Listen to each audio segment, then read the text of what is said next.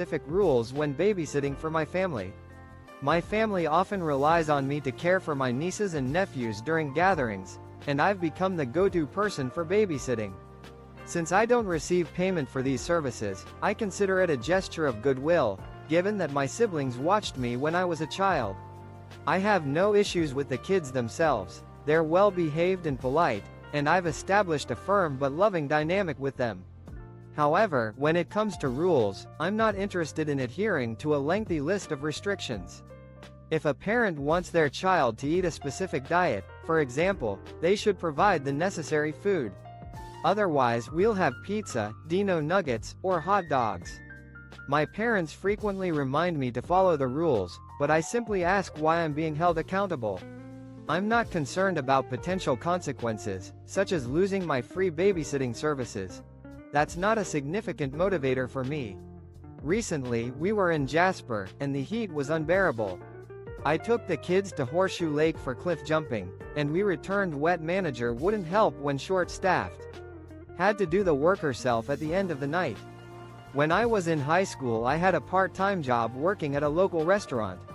One day I came in and was scheduled to wash dishes, no big deal. I walked into the back and came to Finn. A manager was uncooperative when the restaurant was understaffed. In the end, I was left to complete my tasks on my own.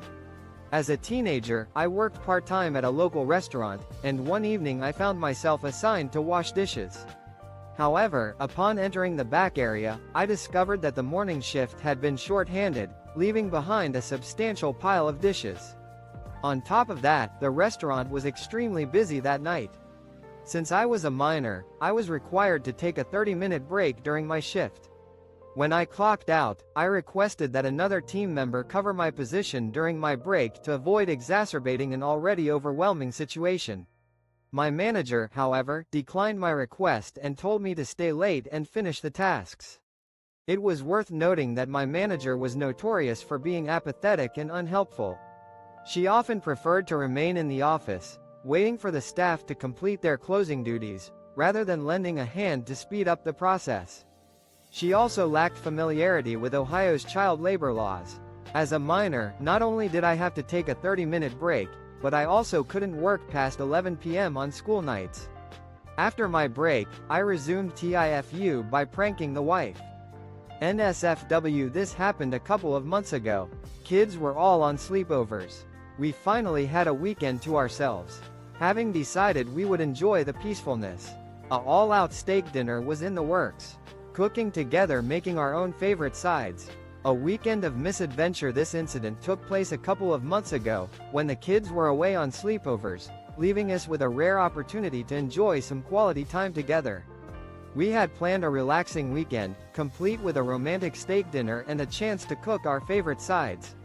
I opted for roasted asparagus, while my wife chose potatoes and mixed veggies with butter.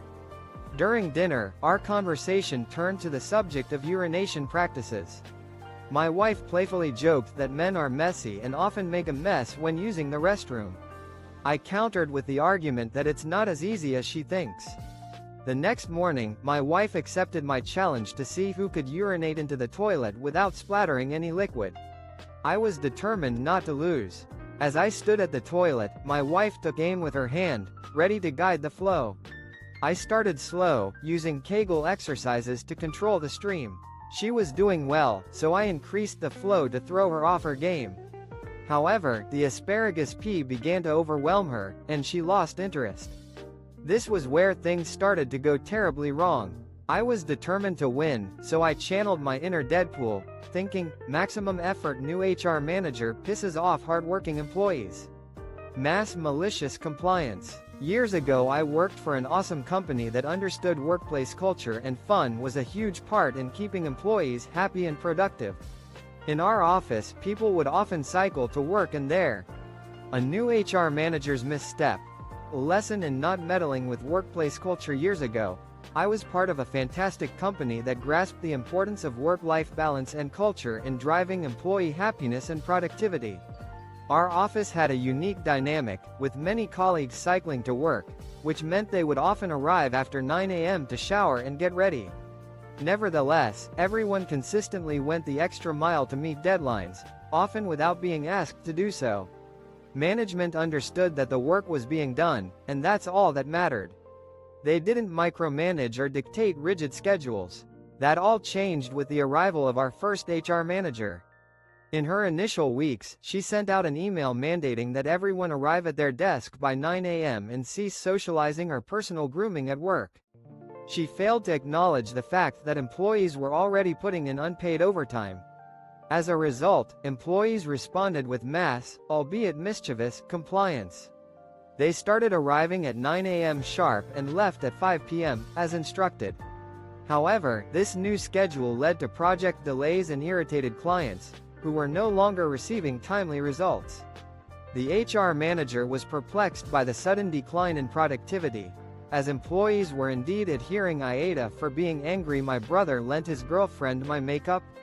I, 21F, love makeup, and buy makeup that lasts longer and is of higher quality, but also thus more expensive. It's worth it to me, however, and I save money from my paychecks every month to go towards these purchases. Did I overstep as a sister for being angry my brother borrowed my makeup? As someone who values high-quality makeup and invests $80 minus $100 a month in their collection, I take pride in my cosmetics. My brother, on the other hand, isn't as particular about his makeup. When I arrived home from work last night, I said hello to my brother and his girlfriend, and went about my evening. The next morning, while getting ready, I couldn't find some of my essential makeup items, including a mascara, eyeshadow palette, and lipstick. Initially, I thought maybe my mom or I had temporarily misplaced them.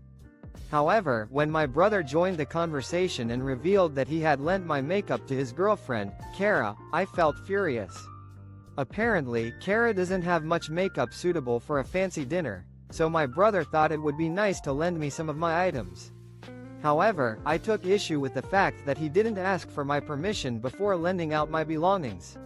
My brother insisted that it was no big deal and that he would retrieve my makeup from Kara that night.